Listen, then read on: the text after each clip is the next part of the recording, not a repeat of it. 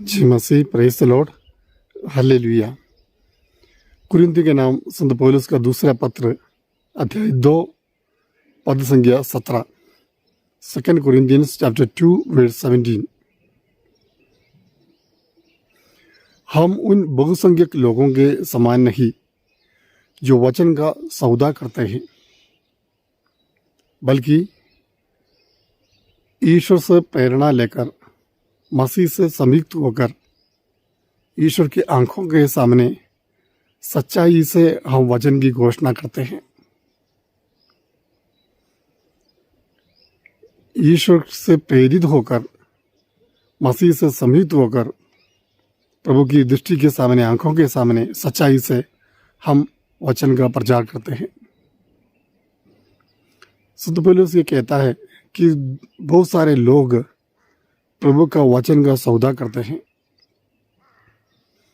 वचन को बेचते हुए या वचन को अपने फायदा के लिए उठाते हैं, अपने व्यक्तिगत फायदा के लिए, स्वार्थ की पूर्ति के लिए वचन का दुरुपयोग करने वाले बहुत सारे लोग हैं। कुछ लोग लोगों की रुचि के अनुसार, सुनने वालों की या पढ़ने वालों की रुचि के अनुसार वचन की व्याख्या भी देते हैं। वहाँ बस सच्चाई के साथ सच्चाई से वचन की घोषणा नहीं होती है। संत पौलुस ये कहता है कि हम ईश्वर से प्रेरित होकर वचन का प्रचार करने के लिए एक प्रेरणा हमें ईश्वर से लेनी चाहिए। वो प्रेरणा उन्हें मिली है, इसलिए वो कहता है ईश्वर से प्रेरित होकर हम करते हैं।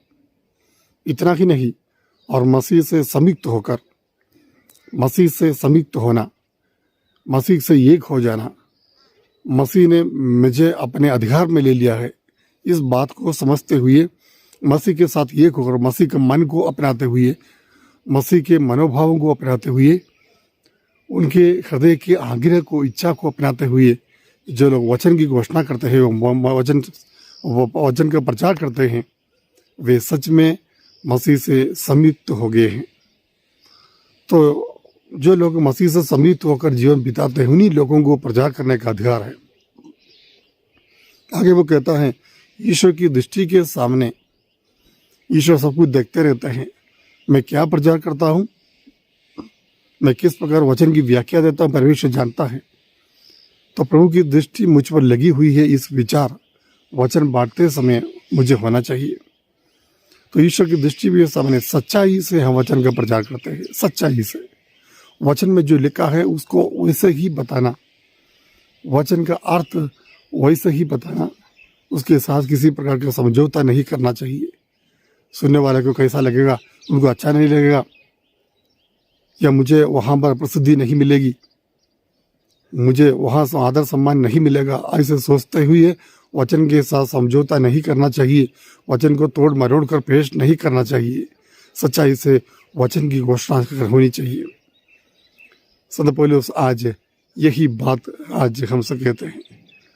तो वो कहते हैं, मैं ईश्वर से प्रेरित होकर, प्रभु मसीह से सम्मिलित होकर, ईश्वर की दृष्टि के सामने सच्चाई से वचन की घोषणा करता हूँ।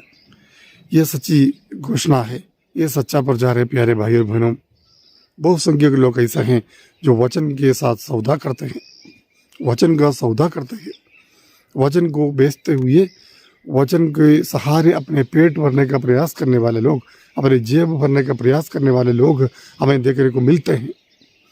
वे वचन अपनी सच्चाई से वचन का प्रचार नहीं करते हैं।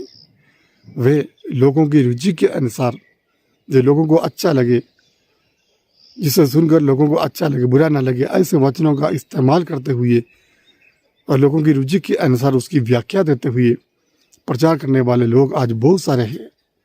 ऐसे लोगों के प्रति एक चेतावनी भी आज प्रभु का आत्मा देना चाहते हैं। आइए प्यारे भाई बहनों, सच्चाई से वचन का प्रचार हम भी करें, वचन के अनुसार जीवन बिताएं, प्रभु के मनोभाव को अपनाएं, प्रभु के प्रेम, प्रभु के इस वचन को जीवन में स्वीकारते हुए मसीह से संयुक्त होकर जीवन बिताने का प्रयास हम भी करें। सच्चाई से वचन का प्रचार करने वाले हर एक व्यक्ति प्रभु के लिए प्रिय हैं। हम सब उस प्रकार प्रभु की दृष्टि में प्रिय बनने के लिए हम प्रयास करें। अपनी जीवन गवाही के द्वारा वचन को जीते हुए, वचन को अपने जीवन में लागू करते हुए हम प्रभु के सच्चे उपासक, वचन के सच्चे उपासक बनने के लिए हम प्रयास करें। प्रभु हम सबको आशीष दे। आमीन। सर्वशक्तिमान परमेश्वर आपको धन्यवाद देते प्रभु आज के इस वचन के प्रति, संदेश के प्रति। हाँ प्रभु, सच्चाई में वचन का प्रचार करने के लिए, सच्चाई से वचन को स्वीकार करने के लिए हमें कृपा प्रदान कीजिए प्रभु। हम उन बहुसंख्य लोगों में न गिने जाए जो वचन के साथ सौदा करता है।